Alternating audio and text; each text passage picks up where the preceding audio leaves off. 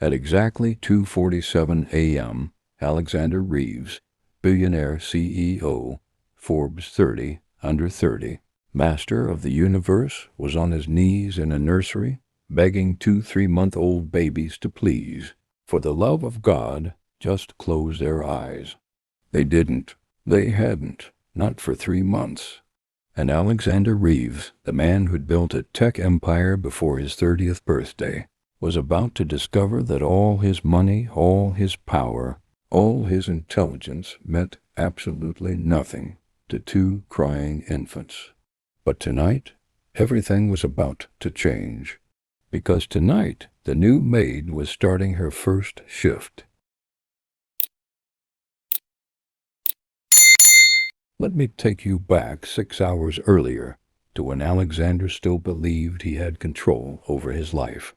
The Reeves mansion sat on 5 acres in Beverly Hills, 12 bedrooms, indoor pool, wine cellar worth more than most people's homes.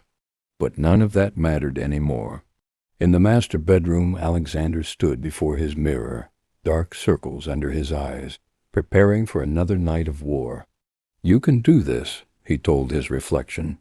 "You've closed billion-dollar deals. You've faced down corporate raiders. You can handle 2 tiny humans." He couldn't. 3 months ago, his world had changed forever. His wife, Catherine, had died during childbirth. Complications, they said. One moment she was there, laughing about baby names. The next, she was gone, leaving him with twin daughters he had no idea how to care for. Lily and Rose, beautiful, perfect, and absolutely, devastatingly, relentlessly sleepless. Alexander had tried everything. He'd hired 5 different nannies. All of them quit within 2 weeks. He'd bought every sleep training book on Amazon, consulted pediatricians, sleep specialists, even a baby whisperer who charged $3,000 an hour. Nothing worked. The twins cried from sunset to sunrise. They took turns tag-teaming him like professional wrestlers. The moment one fell asleep, the other would wake up screaming. It was like they had a pact. His company was suffering. He'd missed 3 board meetings. His CFO had started making decisions without him. His shareholders were getting nervous. But worse than that, he was failing as a father. Every time he looked at his daughters, he saw Catherine, her eyes, her smile, and he felt the crushing weight of being the only parent they'd ever know. At 9 p.m., the doorbell rang. Alexander practically ran down the marble staircase. Through the ornate front doors, he could see a woman standing on his porch. This was nanny number 6. He opened the door. The woman standing before him was not what he expected. She was older, maybe late 50s, with silver-streaked hair pulled back in a simple bun. She wore a plain black dress and carried a small, worn suitcase. But it was her eyes that caught him, warm and knowing, like she'd seen everything life had to offer and had made peace with it. "Mr. Reeves?" she said, her voice soft with a slight accent he couldn't quite place. "I'm Elena Vasquez. The agency sent me." Alexander blinked. "I'm sorry, there must be a mistake. I called for a night nanny. You're the housekeeper, right?" Elena smiled. "The agency said you needed help with your twins." "I'm here to help." But your Alexander stopped himself. "I mean, no offense, but this job is incredibly demanding. The babies don't sleep at all. The last nanny was 25 and lasted 4 days before she had a breakdown in my kitchen. I raised 7 children, Mr. Reeves, and I've been a nanny for 30 years. I think I can handle 2 babies. Something in her tone made Alexander step aside. "Okay," he said, exhausted beyond arguing. "But don't say I didn't warn you." Act 2. The first night. Elena followed Alexander through the mansion. He gave her the quickest tour in history, rushing through rooms that cost more than most people earn in a lifetime. "Here's the kitchen. Help yourself to anything. Guest room is there. Washing machine is downstairs. The nursery is upstairs. First door on the right. The babies eat every 3 hours. Formula is in the... Mr. Reeves, Elena interrupted gently. Why don't you show me the babies? Alexander stopped mid-sentence. When was the last time someone had asked to see his daughters first before discussing logistics?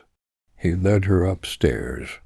The nursery was beautiful, decorated in soft pinks and creams. 2 cribs sat side by side, and in them 2 baby girls lay wide awake, staring at the ceiling. This is Lily, Alexander said, gesturing to the left crib. And that's Rose. They're 3 months old, and they hate sleep more than anything in the world. Elena walked slowly to the cribs. She didn't immediately reach for the babies. Instead, she just stood there, looking at them. Hello, little ones, she whispered. And then something strange happened. Both babies turned their heads toward Elena, not crying, not fussing, just watching her with their wide, curious eyes. Alexander felt something twist in his chest. His own daughters barely looked at him anymore. They associated him with frustration, with failed attempts at comfort, with desperation. They're beautiful, Elena said. They have their mother's eyes. Alexander froze. How did you know? I can see her in them.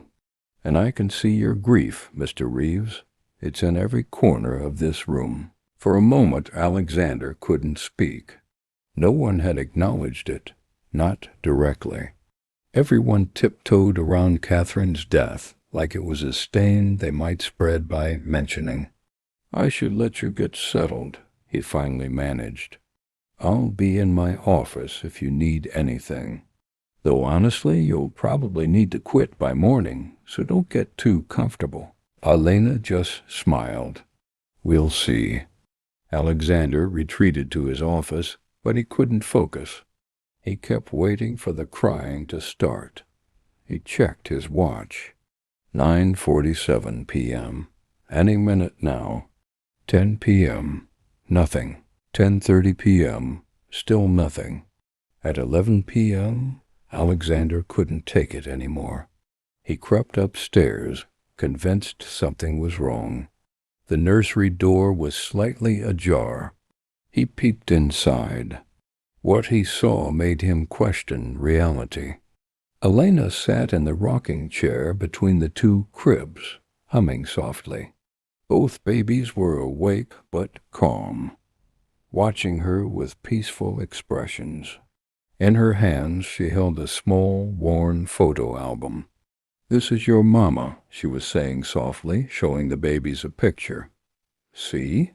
That's her smile. You have her smile. Alexander's breath caught. That was Catherine's album from college. And this one, Elena continued, turning the page. This is when your papa met your mama. See how happy they look? They were so in love.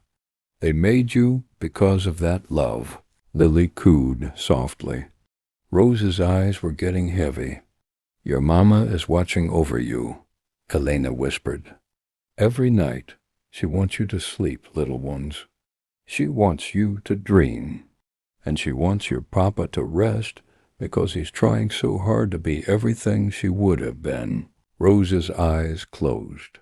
Then Lily's. Elena kept humming, kept rocking, until both babies were deeply, peacefully asleep. Alexander stood frozen in the hallway, tears streaming down his face. Elena rose carefully and found him there. She didn't seem surprised. How? He whispered. They weren't crying because they couldn't sleep, Mr. Reeves, Elena said gently. They were crying because they could feel your pain. Babies are like that. They absorb everything. Your grief, your fear, your exhaustion. It kept them awake, but I've tried to hide it. I've tried to be strong for them, Children don't need you to hide your grief. They need you to heal from it. Even babies this small understand more than we think. She handed him the photo album. I found this in your bedroom. I hope you don't mind. But I thought perhaps it was time to stop treating their mother like a forbidden subject. She should be part of their lives, even if she can't be here. Alexander looked down at Catherine's face in the photos.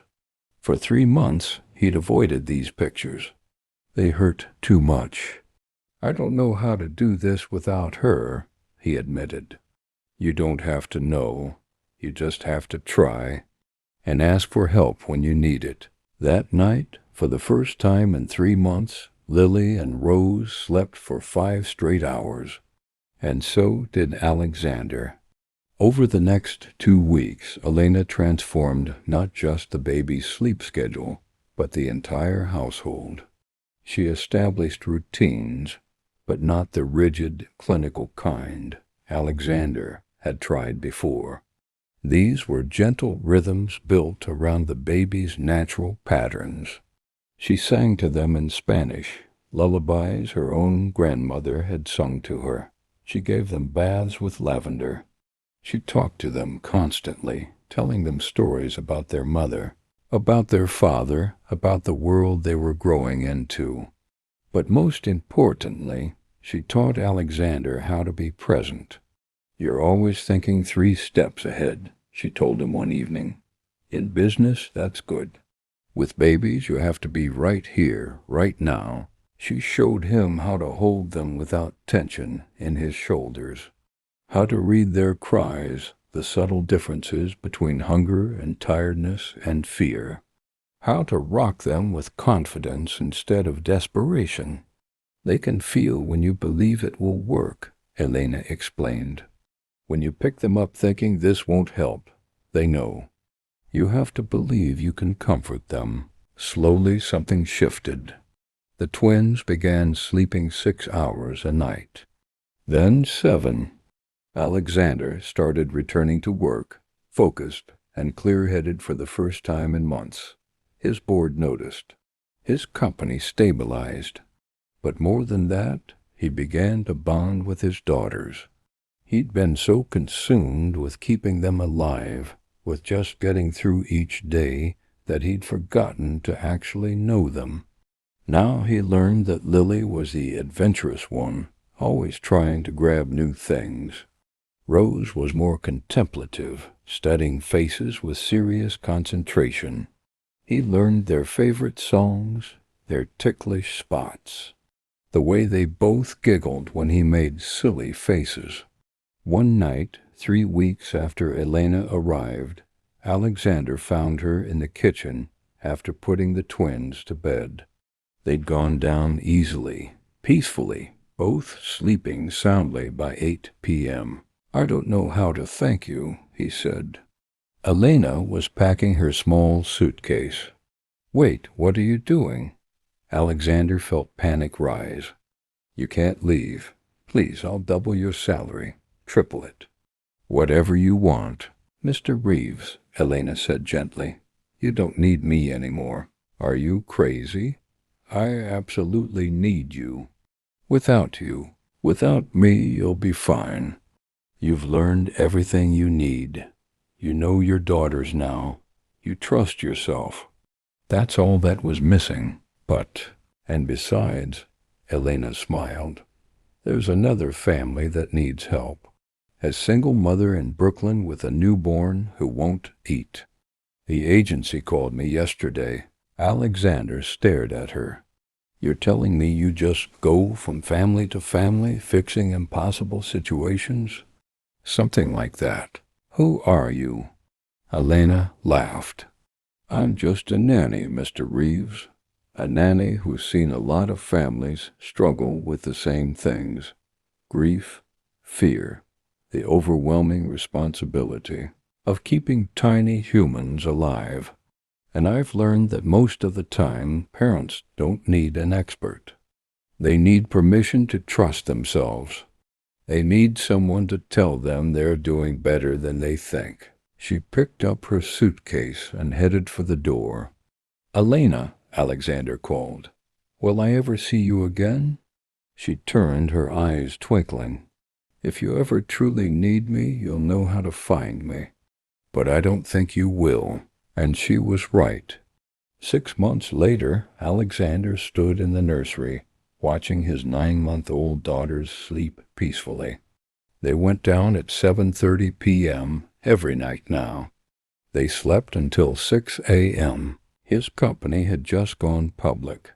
The stock had soared. He was now worth over $3 billion. But that's not what he thought about as he watched them sleep. He thought about Catherine, about how proud she'd be, about how Lily had her determination and Rose had her quiet strength. He thought about Elena, wherever she was, working her magic with another desperate family. And he thought about that first night when he'd been on his knees, broken and lost, and a stranger had walked into his home and taught him the most important lesson of his life. Money can buy a lot of things, but it can't buy peace. It can't buy healing. It can't buy the wisdom to know that sometimes the answer isn't in trying harder. It's in trying differently. It's in asking for help. It's in honoring what you've lost while embracing what you still have. It's in believing, truly believing, that you're enough. Alexander kissed his fingers and touched each crib gently. "Good night, Lily. Good night, Rose. Mommy loves you." "And so do I." He turned off the light and closed the door. For the first time in 9 months, he went to bed without fear, because he knew that when morning came, whatever challenges it brought, he could handle them. Not because he had all the answers, but because he'd finally learned to trust himself. And sometimes that's all you need.